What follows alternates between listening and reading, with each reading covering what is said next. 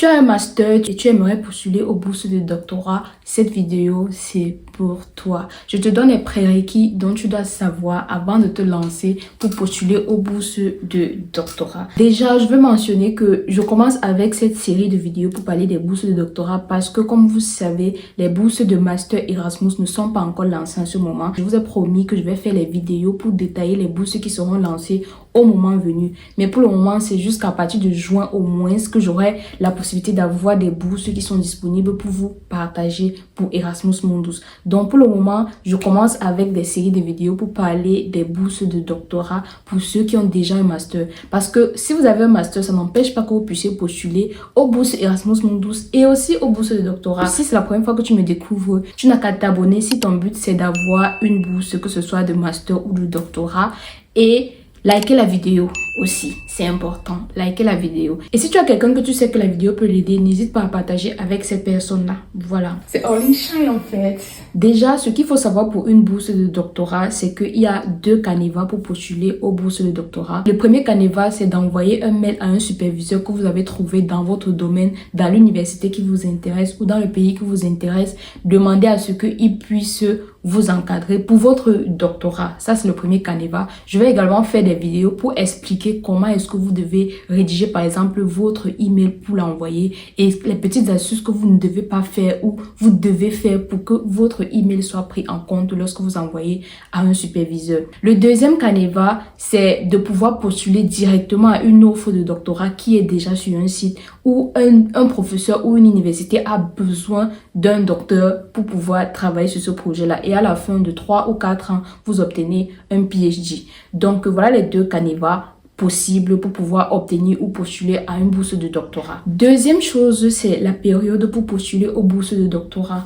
Période pour postuler aux bourses de doctorat, normalement c'est à tout moment parce qu'à tout moment il y a toujours les bourses de doctorat disponibles. Étant donné que ça vient de plusieurs et vraiment plusieurs sites, c'est toujours disponible. Et c'est pour ça que je décide de commencer avec cette série de vidéos parce que de temps en temps je vois les opportunités de bourses de doctorat et j'aimerais partager ça avec toi si tu es intéressé à postuler aux bourses de doctorat. Du coup, après cette vidéo, de temps en temps je vous partagerai, que ce soit en petite vidéo short ou bien en longue vidéo, les liens de bourses de doctorat que j'aurais vu qui seront disponibles dans tel ou tel autre domaine, peut-être dépendant de ce que vous m'aurez dit en commentaire. Lâchez-vous en commentaire en me disant quel est votre domaine d'études pour que je puisse savoir quelles sont les bourses de doctorat sur lesquelles je dois plus me focaliser pour vous partager. Là, je ne serai pas trop dispersée en fait. Je disais donc qu'il faut savoir que les bourses de doctorat sont lancées à tout moment, que ce soit maintenant, il y a les bourses lancées, que ce soit en septembre, il y a les bourses lancées. Mais les bourses lancées de septembre, la plupart du temps, vous devez encore attendre jusqu'à l'année prochaine en septembre pour pouvoir commencer l'école.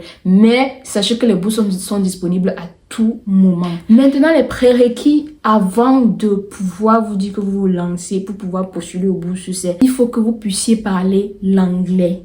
L'anglais, c'est la langue de la recherche. Donc, si vous voulez faire un doctorat et que vous ne connaissez pas toujours parler anglais, c'est problématique. Il n'y a même pas possibilité que vous puissiez postuler. Parce que même si on vous dit que vous allez postuler pour un doctorat en français et que vous allez faire en français, quand vous voulez publier par exemple un article, parce que vous ne pouvez pas faire un doctorat à l'étranger sans publier un article, vous devez publier en anglais. Vous voyez donc que c'est primordial, je dis toujours c'est primordial, je ne cesserai jamais de le dire, c'est primordial de savoir parler anglais. Donc sachez que si vous voulez postuler à un doctorat, un prérequis c'est l'anglais. Voilà, on se comprend, c'est pas la première fois que je dis ça.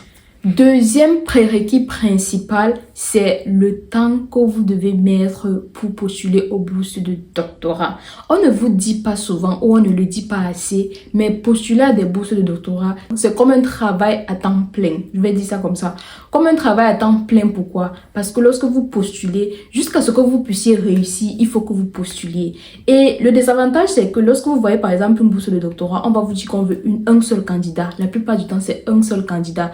On ne connaît pas le nombre de personnes qui a postulé, mais on veut un seul candidat. Du coup, la probabilité pour que vous soyez pris pour une bourse de doctorat est très minime. Il faut donc maximiser pour que votre candidature soit la candidature parfaite pour le doctorat pour lequel vous postulez. Maintenant, même si vous avez postulé à 1, 2, 3 bourses de doctorat, En attendant que le résultat sorte, vous devez continuer de postuler. C'est pour ça que je dis que c'est comme un travail à temps plein. Donc, vous devez même créer des alertes de notification pour que à chaque fois que sur un site, il y a une bourse qui est dans votre domaine, qu'on puisse vous notifier et qu'à chaque moment, vous puissiez postuler lorsque vous avez une nouvelle offre qui entre dans votre domaine. Ou alors, à chaque fois que vous entrez dans le site principal des bourses de doctorat, vous puissiez chercher, est-ce qu'il y a une nouvelle offre de doctorat? Une offre, oui. Est-ce qu'il y a une offre de doctorat qui est dans votre domaine, qui a été lancée nouvellement? Vous postulez. Donc, vous devez être ouvert à postuler à tout moment. Le dossier de candidature doit être déjà déposé quelque part où vous n'avez pas besoin de dire que c'est quand je vois une bourse que j'essaie de chercher comment, je sais pas, comment avoir un truc qui montre que je sais parler l'anglais. Non. Votre dossier doit être déjà placé quelque part et à chaque fois que vous avez une bourse, vous postulez. Donc, vous ne devez même pas compter le nombre de bourses de doctorat que vous postulez. Donc, à chaque fois que vous voyez quelque chose qui est dans votre domaine, vous postulez seulement. Et ça peut prendre même un an. Mais vous êtes toujours en train de postuler pourvu que l'objectif soit atteint. Vous devez vous écrire pour objectif, coller même sur votre mur que objectif, c'est avoir une bourse de doctorat. Même pas avoir le doctorat, avoir une bourse de doctorat. Parce que avoir le doctorat, c'est bien, mais parfois, vous pouvez avoir le doctorat sans bourse. Du coup, vous êtes obligé de travailler en même temps. Objectif, avoir une bourse de doctorat, coller sur votre mur et à chaque fois, vous postulez, même si c'est 6 mois que ça prend, vous postulez. Donc, il faut avoir la patience pour commencer à dire que vous voulez chercher un doctorat et surtout à l'étranger, si vous êtes au Cameroun, si vous êtes dans votre pays d'origine. Le deuxième prérequis primordial, vous devez avoir la patience et savoir que vous devez travailler dur, vous devez postuler à plusieurs bourses peut-être avant de réussir à une. Parce qu'il y a beaucoup de candidats qui postulent à la même bourse que vous. Même si à chaque fois qu'on avance avec l'école, il y a moins de candidats, c'est toujours difficile. Sachez-le. Troisième prérequis, c'est un ensemble de skills qu'il demande la plupart du temps lorsque vous voulez postuler à un doctorat. La première chose sera l'autodiscipline. Il demande à ce que la plupart du temps que le candidat soit autodiscipliné parce que quand vous êtes doctorant, vous êtes à votre charge à vous-même. C'est vous qui planifiez vos travaux. C'est vous qui faites votre planning de dire qu'aujourd'hui je vais faire ci, demain je vais faire ça pour que à la fin vous puissiez atteindre l'objectif qui a été demandé. Donc vous devez être quelqu'un qui sait s'organiser et qui sait être discipliné dans ses tâches. Voilà ce qu'il demande souvent. Il demande également que vous puissiez avoir l'oratoire dans la bouche, que vous ayez fait les présentations ou que vous n'ayez pas fait, mais que vous puissiez avoir la possibilité de vous présenter, de présenter les projets que vous avez eu à faire et que ça puisse être attrayant aux gens d'écouter. Si vous avez eu peut-être un master dans votre université et que vous n'avez pas eu l'habitude de faire des présentations dans vos travaux, ayez l'amabilité d'aller faire des cours d'art oratoire parce que les cours d'art oratoire vous permettent d'améliorer votre art oratoire pour que vous ne puissiez pas être rejeté parce que vous ne savez pas parler devant un public. Par exemple, si vous êtes présélectionné pour une bourse de doctorat, vous devez faire une interview et là, c'est là où on va vous juger si vous pouvez parler en public de façon normale ou de façon éloquente. En fait, et c'est important. Il demande également que vous puissiez avoir les compétences pour travailler en équipe. Parce que la plupart du temps, dans un bureau, il y a beaucoup de personnes. Du coup, même si vous travaillez dans votre projet à vous-même, vous allez souvent faire face aux gens qui sont dans le bureau. Ou bien, ce sont des partenaires qui ont donné le projet. Par exemple, la plupart du temps, les doctorats lancés, ce sont des entreprises tierces qui ont rencontré un problème dans leur entreprise et ils viennent donner le problème à une entité ou une institution ou une université de travailler pour résoudre ce problème-là. Et c'est donc à eux que vous devez livrer le résultat de votre travail. Vous voyez, donc vous avez besoin de savoir que vous devez travailler en équipe. Et parfois, il y a les gens qui sortent de cette entreprise-là avec qui vous devez travailler. Donc, travailler également en équipe, c'est quelque chose d'important. Parfois, on vous demande également d'avoir des compétences en enseignement parce que la plupart du temps, bon, pas tous les doctorats, mais la plupart du temps, lorsque vous êtes doctorant, vous devez donner cours dans les universités. On vous demande également d'avoir la passion pour l'enseignement ou alors d'avoir les compétences en enseignement. Mais sachez que même si vous n'avez pas de compétences en enseignement, lorsque vous commencez, ils vous donnent des petits cours dans l'enseignement qui vont vous aider à avoir la possibilité de faire des beaux travaux avec les étudiants qui sont encore peut-être au premier cycle universitaire. C'est préparer vos dossiers. Là, je vais parler dans une autre vidéo comment préparer votre dossier, tout ce qui entre dans la préparation d'un dossier de candidature de doctorat pour que vous puissiez savoir comment ça se passe.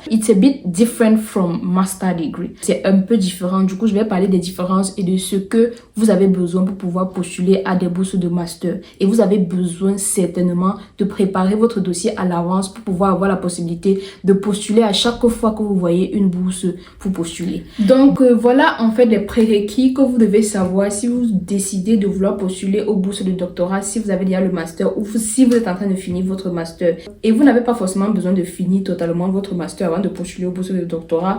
Parfois, on vous permet de postuler sous réserve et tout. Donc, voilà les prérequis pour une personne qui veut commencer à postuler. C'est préparer ses dossiers à l'avance. Savoir qu'il doit s'armer de patience parce qu'il a besoin de patience pour pouvoir atteindre cet objectif qui nécessite du temps, qui nécessite de son énergie et qui nécessite qu'il puisse avoir beaucoup de compétences comme savoir parler en public, l'autodiscipline, avoir la possibilité d'enseigner. Voilà pour cette vidéo. J'espère que tu as aimé. Et si tu es dans un domaine particulier et que tu aimerais que je puisse partager les bourses disponibles que je trouve de doctorat sur cette chaîne, dis-moi ton domaine en commentaire. Like, si tu as d'autres questions par rapport au doctorat et tout, mets en commentaire et on va commencer à parler de ces choses-là pour que ça puisse vous aider. Et les gens qui n'ont que la licence et qui sont abonnés à la chaîne, les bourses, comme je vous ai dit, de master en Erasmus sont lancées à partir de septembre ou bien le plus tôt en juin. Donc, dès que les bourses seront lancées, je commencerai à faire les vidéos pour vous parler des liens qui sont disponibles pour toutes ces filières-là. N'hésitez pas également, vous aussi, de mettre vos filières en commentaire pour que je sois capable de vous satisfaire, en fait, tout le monde.